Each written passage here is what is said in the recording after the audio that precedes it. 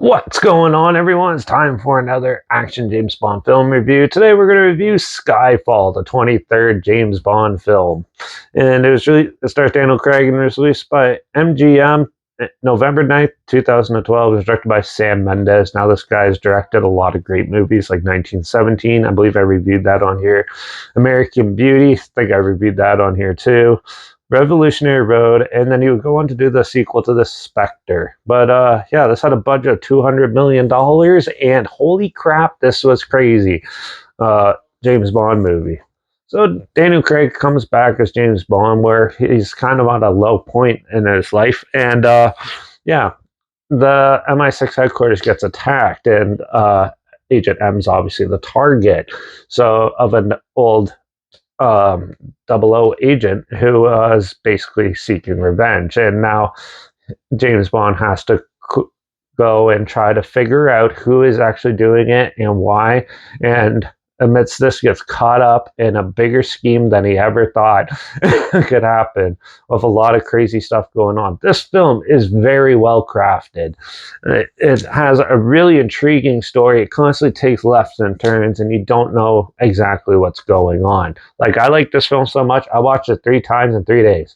Like, it was that well done. The characters are so well crafted in this as well, and you really feel for them when they get attacked and stuff like that. This is by far one of the most thought out James Bond films I think out there, and there is a lot going for it. The cinematography is amazing because it has one of the greatest cinematographers to do it, and the music's really good. It can be it's a little different than some of the other James Bond films, but it does work pretty well in most senses for this. The effects are great and stuff, and they even try to do some unique gadgets in this one, where we haven't seen gadgets in the James Bond films for like 4 or 5 of them now.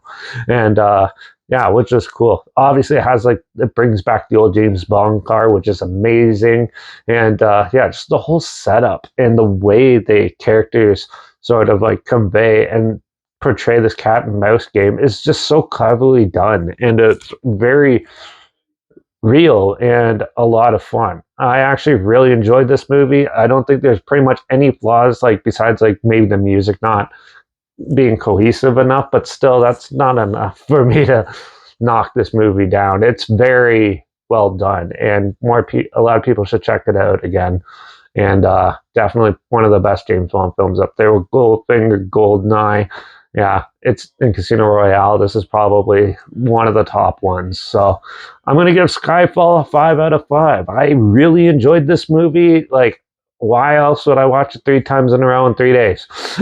So, yeah, if you want to check it out, I'm not sure where it's streaming or anything. So I'll link the trailer at least down below so you can check it out down there.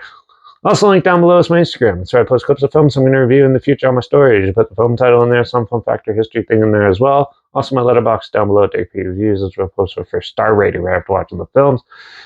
And my Twitter's down below at reviews_Derek. So follow me on those platforms. Stay in the loop with this channel. Like this video. Share it so more people are aware of it. Comment your opinions of the film down below if you have any. If you have any films or film franchise in any genre and on any streaming service so you want to hear my opinions on in the future, comment them down below as well, and I'll try my best to get to them as soon as I can, and if I can find them. Also, let me know what your favorite James Bond film is down below. Make sure you subscribe. Hopefully we'll find something weird, obscure, and odd. I probably never thought of checking out together enough to share my opinions on popular films that have come out, classic films, and reviews on other things as well. Don't forget to ring that bell, because, well, we're going to do the last James Bond film that I haven't reviewed yet, and that's Spectre.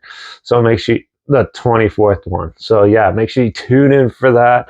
Watch out for all those crazy, evil ex-spies trying to seek revenge and cause even more damage to governments than needed. And I guess I'll see you all in the next review. Also, one thing I forgot to mention is the guy who plays the bad guy in this was absolutely outstanding.